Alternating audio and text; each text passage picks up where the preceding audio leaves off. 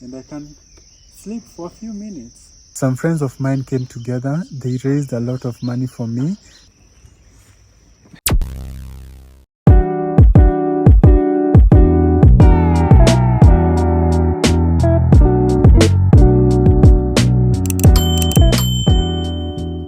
Hello friends, my name is Brian Mushiri and welcome to my channel. Karibu sana if this is your first time, and welcome back if you've been here before. Today I have a new video planned for you.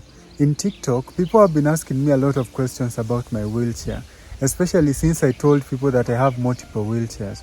I have my everyday wheelchair, I have the wheelchair that I use to travel, and then I have one more wheelchair which is a manual wheelchair, and on top of that, I have a shower wheelchair or a commode wheelchair.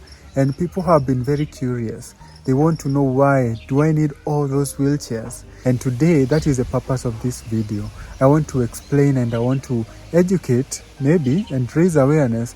Hopefully, by the end of the video, you will have more awareness about why not only me, but other wheelchair users as well, need multiple wheelchairs. This is where I'm going to start. This is my manual wheelchair. And I feel like every disabled person or every wheelchair user has at least one manual wheelchair. Even though this one was not the first manual wheelchair I had, it has a pretty interesting story. So that is where I'm going to be transferring first, and then I'm going to tell you all about this wheelchair and the essence or the purpose that it has. Before transferring, I'll have to use a cushion. The wheelchair that I'm sitting on right now has an inbuilt cushion that is going to prevent any pressure source from happening or from carrying. But for this one, it has no cushion for itself. So I'm going to use this extra cushion, and my parents are going to help me to transfer into this manual wheelchair. And I'm going to show you that I can't really push myself like other people who have strength in their arms. In their hands. So that's going to be the biggest difference between a motorized wheelchair and a manual wheelchair. The fact that for this one, I can use it very independently with very little effort, but for this one you need a lot of strength, a lot of grip, a lot of arm strength to be able to move around. So let's transfer.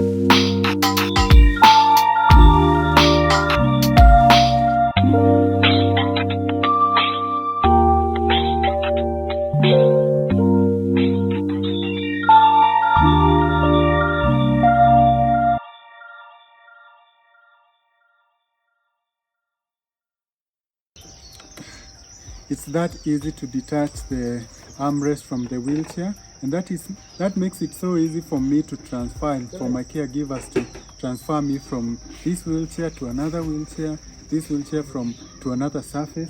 And that is basically the biggest difference between my manual wheelchair and my power wheelchair. Not the biggest, but one of the biggest differences. I have seen people saying that as we are transferring from this wheelchair, we should maybe detach one of the armrests, but they are detachable, but you need a screw. It's time consuming, and it's honestly not worth that time. So we just transfer from over the armrest. So it makes more sense that way, because if we started to detach it, it will take like 5 minutes to detach and to reattach it. So that is why we don't keep on removing it. But for this one, it's very easy to take it off like that, and I wish that was the same case with this one. So now I'm going to transfer from here to here.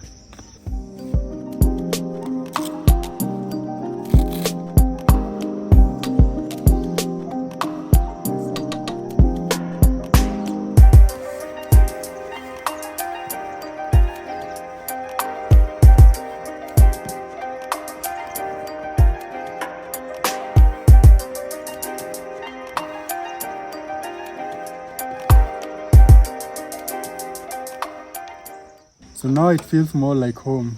I'm in my everyday wheelchair. I have had this wheelchair since 2016. I've had this wheelchair since 2016. I've been using it every day since. It is powered, it is rear wheel drive, it is fast, it is strong, it is durable. I can go through the countryside terrain with it and it has no problem. I've never fallen when I'm on it, so it is very reliable.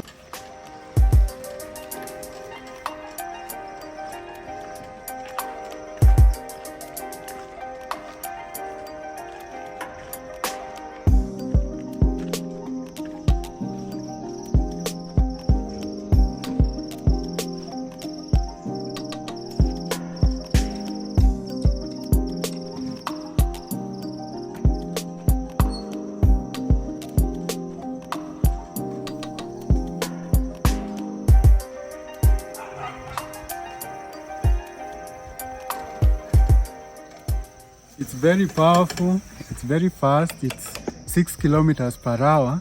That is fast enough for me. It can go through small bumps, it can go through inclines of almost maybe 30% inclines. Itself, it can recline. Let me show you how far it goes. So when I'm having a long day, if I'm tired, when I need a small nap, I don't need to go back to bed. I just recline it and I can sleep for a few minutes. And when I've had enough rest, I can take it back like that. There are so many reasons why I love this power wheelchair that I'm seated on right now, because it has served me so well for so many years, 8 years now, 8 years. But at the same time, the fact that it is a power wheelchair and it was bought abroad. Let me tell you the story of this wheelchair first. In 2016, a couple of friends of mine came together. This story is so heartwarming. Some friends of mine came together. They raised a lot of money for me. They raised like 500,000 Kenya shillings, and I was able to buy this wheelchair. I bought it abroad. My aunt lives abroad, so she was able to procure it for me, and then we sent it via ship, and it got here. It was second hand, yes, but it was still expensive, second hand, but expensive, but again, very good quality. When it got here, I was beyond excited because this was my first power wheelchair and it gave me so much freedom. And suddenly I was able to do things that I wasn't able to do before. Because before this, I would use that manual wheelchair that you have just seen. So when I got the power wheelchair, I could go to the shop by myself. If I needed to go and get a glass of water for myself, I could do that without requiring help. So it really transformed my life, and I'm eternally grateful to all those friends from my football group who we had never met before. We were just fans of football, and suddenly they noticed that I wasn't online, and the reason why I wasn't online is because I didn't have a phone. So they tracked me down, and that is when they actually knew that I am disabled and I have a wheelchair. So the conversations began. How are we going to help our friend? How are we going to make his life a bit easier? So they started this campaign called I Stand With Brian to Walk Again. In essence, that was not the goal. The goal wasn't for me to walk again, but for me to be independent again. And we decided that having a power wheelchair was going to be monumental for me. So that is what we ended up doing. We had a fundraising here at home in Nakuru, in my local church, and then we had another fundraising in Nairobi, Blue Springs, Thika Road. So it was my first time going back to Nairobi after the accident. For anyone who has a power wheelchair here in Kenya, you're going to go through a lot, like me and my friends who have power chairs, because for one, we don't have a spare shop here in Kenya, a place where you can go, walk in, buy spares for a wheelchair and put the spares in, and if in case your wheelchair is spoiled. We have very few mechanics who are able to deal with issues brought about by power wheelchairs. For instance, when I needed to change my batteries the first time, ideally these wheelchairs batteries go for around 2 years and then you have to change. So after the first 2 years of having this chair, I needed to change the batteries. So when time came to change them, I tried to look for a place where I could buy the spares, the batteries as spares, but I couldn't. Everywhere I went, I hit a wall. Everywhere I went, I hit a wall. So I couldn't even get the batteries, so we had to import them from the UK where the wheelchair was bought, and it was super expensive. We ended up paying so much to get the batteries because I guess we spent like 50 to 60,000 on just batteries, and the batteries themselves cost around 20 to 25,000. So that is what happened the first time. After 2 years again, I needed new batteries and I couldn't find them.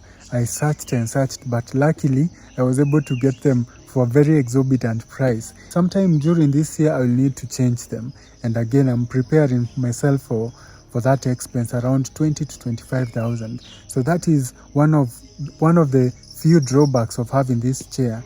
So a power wheelchair is good if you're thinking about it. It's going to be expensive, but it's good. But make sure you take care of it as much as you can, because the moment you need spares, you're going to suffer a lot. And I'm not trying to break your heart or to make it seem like it's going to be impossible, but that is just the reality. People go through a lot in Kenya in terms of spares. And I hope now you can be able to tell the difference between a manual wheelchair and an electric wheelchair, and why someone like me with an injury like mine needs a power wheelchair. A manual wheelchair for me would be a bit problematic or troublesome, because I would require my caregivers to be with me all the time. I remember this one time, Kitambo, when I still had a manual wheelchair and it started raining and I couldn't move, and I was outside and my parents were somewhere, and I got rained on and I was wet and I was cold and I was sick, but luckily someone came to my aid and they were able to put me in the house. So those are some of the problems that we go through. But I can't give out my manual wheelchair because I still need it. You never know with these power wheelchairs. I might wake up one morning and it refuses to work. So what am I going to do without a functioning chair? So that is why I need a manual wheelchair as a spare, because should there come a time where I will not be able to use this chair, I will have a spare chair in the garage where I can go and just use it for the meantime. That's it, guys. I hope you've enjoyed this video. I hope you have known the differences. I hope that has helped to shed some light about why we use the wheelchairs we use. But hopefully in future I'm going to go in depth about why this wheelchair and what makes it stand out from the other wheelchairs. But for now, that's it. Now is goodbye and thank you.